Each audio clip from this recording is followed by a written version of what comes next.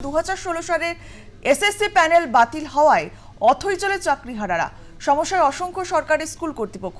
স্কুলের শিক্ষক ও শিক্ষাকর্মী বাড়ন্ত হলে সব কাজ ঠিকঠাক সময় মতো হবে কি করে তা নিয়ে দুশ্চিন্তায় তারা।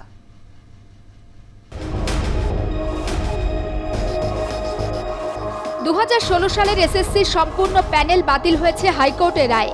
এই রায়ের ফলে প্রায় 26,000 শিক্ষক ও শিক্ষাকর্মী চাকরি হারিয়েছেন।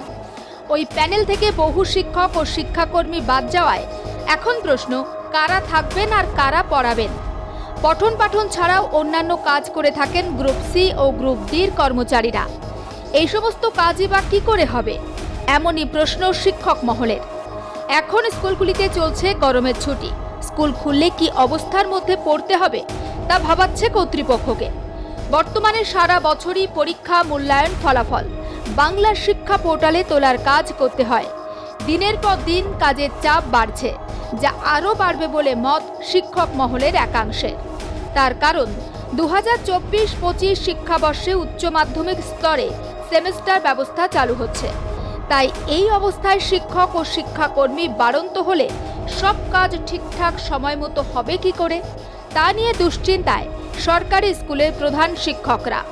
বিশেষ করে যে সমস্ত স্কুলের একাদশ ও দ্বাদশের বিষয়ভিত্তিক শিক্ষক এই রায়ের আওতায় পড়েছেন, সেই স্কুলগুলি বেশি চিন্তিত। আমার স্কুলে ইতিহাসে একজন শিক্ষক নিয়েই চালাই এবং খুব অ্যাক্টিভ।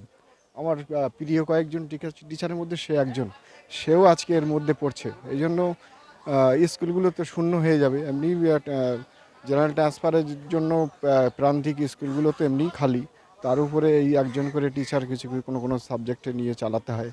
তার উপর যদি এই আঘাতটা আসে তাহলে স্কুলের আরও বিপর্যয় হয়ে যায়, আমাদের স্কুল চালানো খুব দুর্বিষহ হয়ে পড়বে।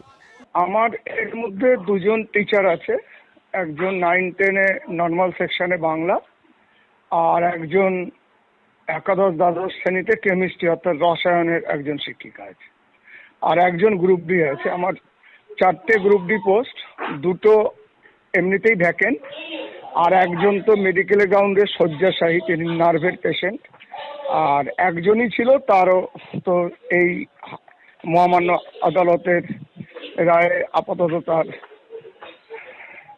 চাকরি খারিজ হয়েছে শুনলাম। ফলে প্রায় আমার গ্রুপ ডি বিহীন হয়ে গেল। আর আমার স্কুল তো ইন্টিগ্রেটেড স্কুল, 1 থেকে 12 একটাই সেট আপ।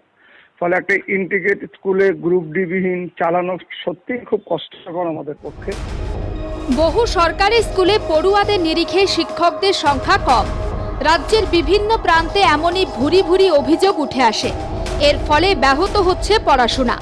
এই পরিস্থিতিতে হাইকোর্টের রায়ে 26,000 চাকরি গেল। এ যেন মরার ওপর খাঁড়ার ঘা। ক্যামেরায় প্রসেনজিৎ সাহার সঙ্গে নাজির রহমানের রিপোর্ট, আর প্লাস নিউজ, কলকাতা।